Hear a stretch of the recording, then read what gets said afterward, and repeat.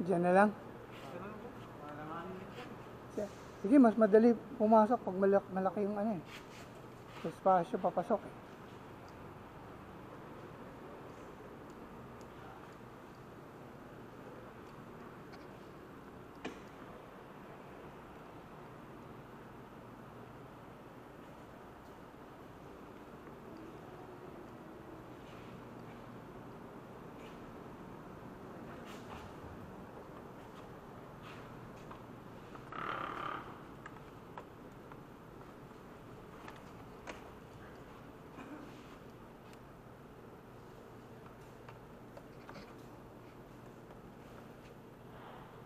Yan, ayos. Kasi tumuwi kasi dito. Hindi na tayo pwede Hmm.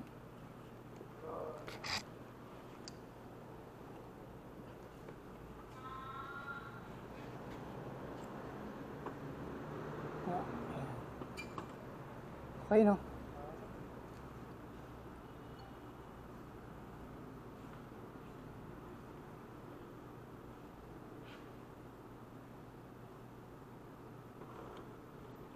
Pwede pala yung ginagawa ng babae, ano? Sir?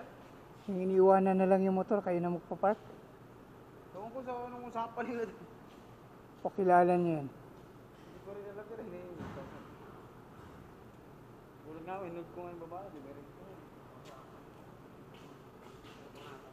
Ano sir?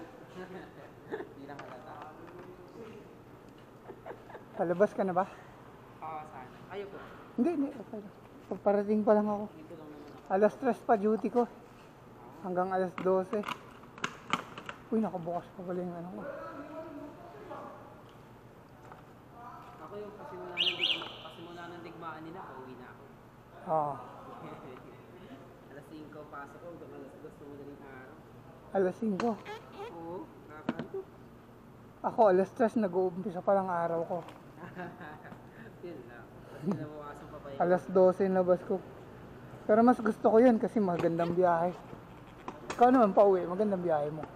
Mabilis lang. Oo, mabilis. Papunta ang talagang challenging kasi Madugo. ano yan, Traffic. traffic. Ako naman, e-bike lang akin. Ah, okay. Siguro malapit lang ako kayo. Kainta. Kainta kami dyan. Kainta. Oo. Pati kanya kaya. 13 kilometers. Oh, 40 kilometers ang capacity nito eh.